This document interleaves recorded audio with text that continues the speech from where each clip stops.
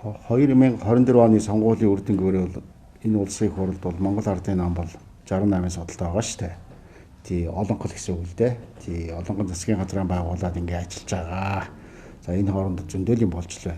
За үүнээс гадна одоо тэр засагтаа хамтарсан олонхыг бүрдүүлж байгаа хүн нам байна.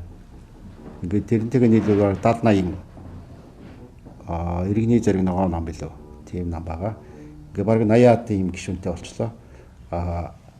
Ер нь асуудлаа шийдээд олонхоор хуралдаад явах бүрэн боломжтой л доо.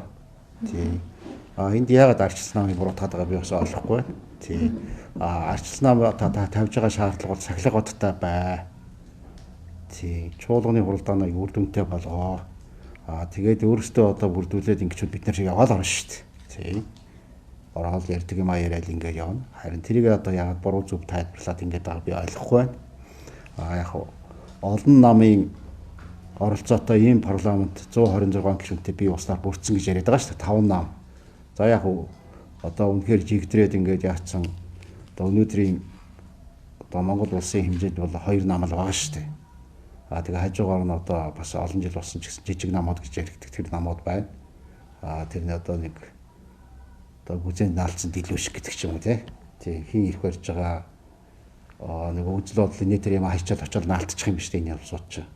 Энэ намууд чинь нэг тийм л байгаа. Тэгээд тэрийг оруулаад тооцох юм бол одоо 5 нам байна гэж байгаа.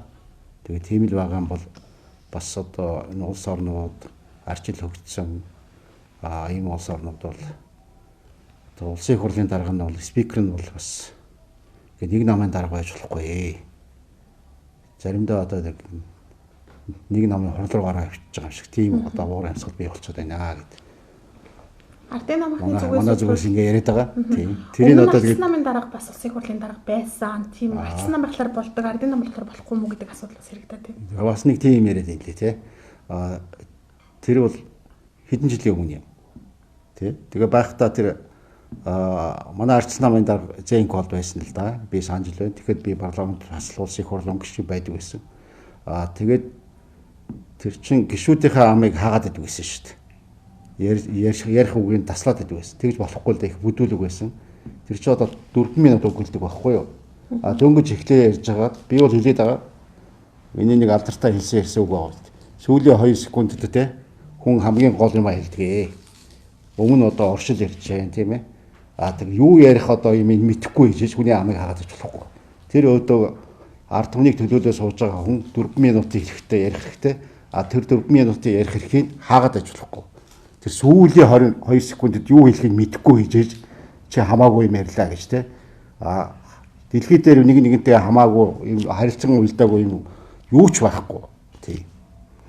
Тэгээ тийм бүдүүлэг байгаад гайхаад идэгсэн. Тийм ч учраас одоо нэг намын дараа байж болтгоо гэдгийг бол тэр Зэнк бол харуулсан шүү дээ. Тийм. Улсын хурлын чуулганд орохгүй гэдгээ мэдгдсэн байнгын хорооны хуралдаандаа бас ардчилсан намын гишүүд суухгүй байгаа шүү дээ. Тэгэхээр чуулгандаа орох биш байнгын хороон дээрээ суугаад асуудлуудаа хэлцэх бүрэн боломж байгаа болов уу гэж харж байна. Байж болно шүү дээ. Ер нь бол. Тэгээ бас яг энэ дээр бас нэг зөв шүүмжил яваад байна л дээ. Тэр юу вэ гэхээр одоо намын дарга хүн бол бас их хурлын дарга марга хийж болохгүй гэд манай намаас ингэж байгаа тийм. Хэрвээ тийм шаардлага тавиад байвал бас манай дотоод сонгуул явж байна. Улсын их хурлын гишүүд бас дүүргийн ч юм уу аймгийн намын даргын тэрийг бас хийхэд бас нэг сонио харагдаад байгаа л да. Одоо яг очиод зарим нэг сумын намын дарга хийх юм уу, багийн намын дарга хийх юм уу тийм. Нэг тиймэрхүү нэг хачин харагдаад байгаа. Би бас ганцхан бас устыг оройд ирэхтэй өвсийг харалгүй бас өөрөө толгойд ирэх бас том хар имийг бас харж хэлжил байх хэрэгтэй л да. Тийм. Таны хувь гишүүний хувьд ерөнхийлөгч өргөн барьсан хууль дээр ямар байр суурьтай байна? Ерөнхийлөгчийн өргөн барьж байгаа хууль бол одоо бас авч үзээ ярилцах хэрэгтэй хууль л гэж бодоод байгаа шүү дээ. Тийм өнөөдөр Монголын ард түмэн юу гэсэж байна? Сонгогчдод юу гэсэж байна? Тэр сонгогчдынхаа байр суурь энэ ямиг бол улсын их хурлын гишүүн илэрхийлж бас сонгогчдынхаа бодол саналыг авч үзэж ингэж ярих хэрэгтэй шүү дээ. Тэгээд хууль шийх юм нь бүгд л тэгш байх хэрэгтэй гэдэг үндсэн хуулийн заасан байгаад байдаг. Өнөөдөр одоо жишээлбэл одоо би харьбаны гэрээний сонсголыг ингээд хийх ёстойгоо явж байна. Энэ бол их хурлын гишүүний бүрээ ирэх халтшгүй их байхгүй юу? Энд саад болж болохгүй. Тэрнээс одоо авилга болгоод хийчихсэн одоо ялагдцагчаар татагдсан ийм нөхдүүд одоо улсын их хурлд ингээ бөөнөрөө суучаад ингээд одоо хулгаал өөрөө нуух те ийм хулгаал өөрчийг нуугдах газар байж болохгүй л дээ. Тэгээ энэ бол буруу. Одоо 126 гишүүнтэй болцсон ийм мундаг парламент одоо тэр одоо төслийг чи өргөн барилцсан үний нэг нь л дээ. Тэгээ одоо 26 гишүүний асуудлыг яриад уул нь бол өөрөөсөө бол төдгөлж чиж шалгуулах хэрэгтэй байна. Яг одоо арчил хөгжсөн ийм улс орон иргэдэн одоо шаарддаг. Тийм орон зай байсаар байтал тийм юм ерөөсөө нэг ч хүн хийсэнгүй шүү дээ энэ хугацаанд. Тэгэхээр энийг бас тодорхой болгох нь зөв юм гэсэн ийм байр суурь байгаа. Тэгэхгүй бол одоо энэ улсын хурлч баахан л хулгайчудаар дүүрсэн юм шиг, баахан л өөрчлөлтөөр дүүрсэн юм шиг. Тэрийг одоо хамгаалдаг ийм нэг газар болцсон юм шиг. Ийм болчиход байна. Тэгээ 126 гишүүн өнөөдөр ажиллаж байгаа. Нэг 100 гишүүн 26 гишүүний шалгаж байхаа орон 100 гишүүн бол ажлаа явуулчих бүрэн боломжтой шүү дээ. Тийм учраас тэгэж одоо тоог нэгсгсэн байх. Тэгээ хоёр том гишүүн дунд байдаг болохоор одоо улсын их хурл бол парламентын цэцэрлэг манай улс орны маш чухал. Гэтэл одоо нэр хүндийг унгаагаад энэ одоо авилгачд хулгайчд те энэ бүх хүмүүс одоо орж ирсэн. Тэгээ хурал хуудаа суудгүй ингээ яваад байдаг. Тэгээд нэг одоо ерөнхий сайд ч юм уу юу ч гэсэн ерөнхийлөгч ч юм уу нэг дарга болцохоор улсын их хурлд орж ирээд их хурлын гишүүн болчдөг. Тэгээ энэ их хурлаа суудгүй. Ийм л байдал байна шүү дээ. Тэгээ яах гэж ингэж байдгийг. Тэгээ дарга болохоор байд юм уу? Гишүүн гэдэг чинь маш их одоо тий юунд дарга байтгаа тийм ажил шүү дээ. Ард түмний итгэл өгүүлээж одоо ажиллаа энэ улсын хурлд ажиллана парламент сонгогдно гэдэг бол. Ардчилсан намаас бол одоо юу гэдэг учрал дарга бол одоо ерөнхий сайд болоо засгаа авч яваад өөртөө хариуцлага өргөх ёстой гэд 3 одтой шийдвэр гаргасан ингэж яриа. Тэгээ ер нь бол чуулганд хуралдаандаа суухгүй байгаад байна. Одоо тэгэхээр одоо маргааш ч гэсэндээ та бүхэн суухгүй л гэсэн үг үү тий? Гэхдээ одоо тэр шийдвэр бол өөрчлөгдөг байна. Манай ардчилсан намын бүлэг 42 гишүүнтэй 41 гишүүн хуралдаад 100% саналаар одоо нэг намын дарга улсын хурлын дарга байж болохгүй, парламентын толгой дээр суугаад байж болохгүй гэдэг ийм шийдвэрийг гаргасан. Өмнө ч гэсэн хуулийг бол өргөн барьсан. Тэр хууль бол одоо улсын хурлын энэ хаврын чуулганаар ярилцах те ийм юмд байхгүй байгаа. Нэг яралтай гормоор хийцэх хуулийн нэг бол энэ хууль мөн гэтэл одоо тэр даргын зөвлөөр ороочгүй хаврын чуулганы одоо хийцэх асуудлын дистралж ороочгүй ийм л байгаа юм байна лээ. Төрийн ажил тасралтгүй явах хэрэгтэй. Улсын хурлын гишүүн хүний үүрэг нь бол одоо бас чуулгандаа суугаад энэ төрийн ажлыг явуулах хэрэгтэй.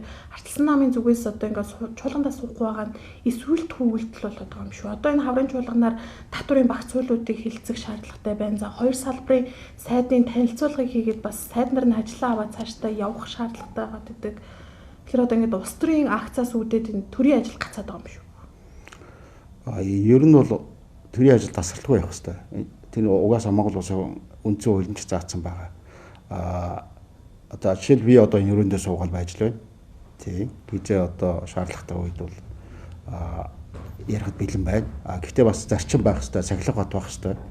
Энэ имийг одоо хийхгүй бол одоо өнгөрч байгаа 2 жил өмнө ч байсан олон жилд бол ерөөсөө л ийм одоо зарчимгүй хуулиа дээдэлдэггүй ийм юмар яваад ирсэн. Тэрнтэй тэгэл нийцээл тэрийг хүлээн зөвшөөрч байгаа юм шиг ингээд суугаал байж болохгүй. Тэр чи одоо бас хэрвээс хууль бас болохгүй те энэ зарчимгүй юмыг ингээд дэмжиж байгаагаараа ингээд суугаад байгаа бас тэрийг одоо хууль бус юмны нэг оролцогч нь болчиход байгаа байхгүй юу. Тэгээд бүх юм одоо хууль дэтлэх ёстой. Зарчимтай байх хэрэгтэй. Хариуцлагатай байх ёстой. Энэ аль аль нь байх ёстой гэж бодож байна тийм. Тэгэхээр энэ асуудал дээр ямар нэгэн улс төрийн тохиролцоонд хүрээд ч юм уу те цаашаа явах боломжтой юу? Эсвэл заавал одоо учрал дарга ажлаа өгсөний дараа л хизээ хугацаа байх нь хамаагүй ардчилсан нам чуулгандаа суух хэвээр байх юм уу? За тэр мэрийн одоо би бол одоо хэлж мэдэхгүй байна. Тий одоо учрал дарга заавал ажлаа өгөх ёстой ч гэсэн юм мэдэхгүй тий. Одоо тэрийн номын дарга ажлаа өгөх ёстой гэдэг хамаа их хурлын даргын ажлаа өгөх ёстой юм уу гэдгийг тий. Тэрийг бол мэдэхгүй байна. Тий. Тэр бол одоо олонхын л асуудал. Тэгээ ягаад ажиллаа хийхгүй вэ? Би бүр гайхаад байна тий. Тэр 80 гишүүн байгаад хахад тэдний цуглараад хурлыг ингээд нээчиж ягаа чаддгүй. Тэгвэл бид нар ороо суухад бэлэн л байна шүү дээ. Ягаад эрцээ бүрдүүлдэг вэ? тий баахан л одоо хамгийн түрүүнд хийх ёстой ажил бол төрийн ажлыг тасралтгүй явуулах ёстой. Төрийн ажил бол Монгол Улсын их хурал парламентын төсгөл байгаа. Энэ парламентаа бүрдүүлж чадахгүй байгаа 68 гишүүнтэй нам гэдэг чинь сонин сонсогдоод байна. Арчилсан намаас шалтгаалж байна л гэж. Одоо эдгээр тэгээ авилга хулгаатайгаа тэмцдэг ч юм уу тэмцдэггүй ч юм уу тий. Энэ авилга хулгаач одоо энэ албан тушаалтуудын авилгалын юм чи одоо сүүлийн нэг жил 10 байраар хурсан байна шүү дээ. 124 дүүрт орсон байна. Нөгөө талаар гэхэд манай арчилсан улс орнууд одоо Америкийн нэгдсэн улс гэтэл визийнхаа шаардлагыг өндөржүүлсэн байна шүү дээ. Одоо хуучин зүгээр л яваад байдаг гэсэн юм $15,000 байршуулж визэнд оролцлоо. Японы элчин сайдын визийн төлбөрийг нэмчлээ. Солонгосын одоо хил дээр Инчоны бомтоос одоо виза аваад очсон манай залуучуудыг буцаагаад явуулж байна.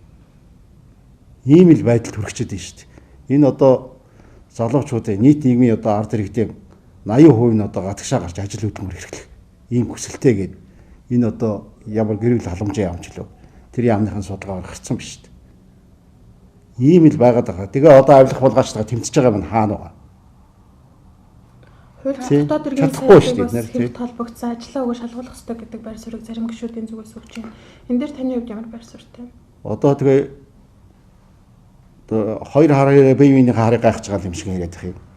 Тэгээ хуулийнхаа дагуу ажиллаа явуулмаар байх юм.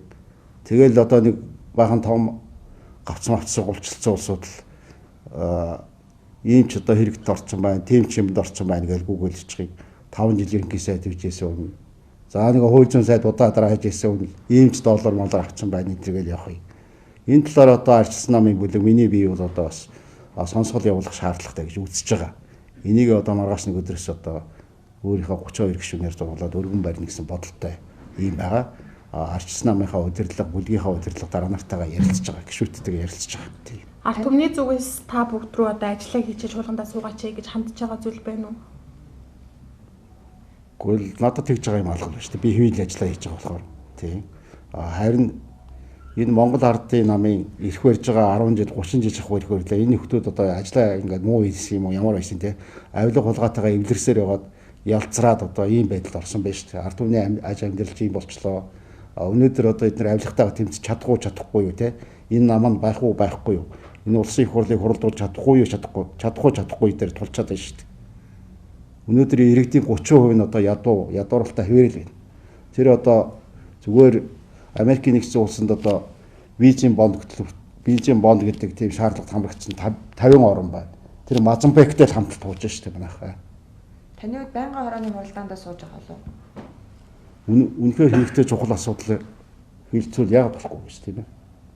Тийм. Гэхдээ эхлээд тэр Монгол ардын намч байдیں۔ Тэр олон хүмүүсүүд тэр хуралдаа суудсан байх хэрэгтэй шүү дээ. Тэгчээ дараа нь тэр шаардлага дараа нь над тавих хэрэгтэй л тийм. Би бол одоо суухад бэлэн сүлдээгээ сууж байна. Тэд нэр ирцээ бүрдүүлчихэд ороод асуудлыг ярилцах болохгүй алга.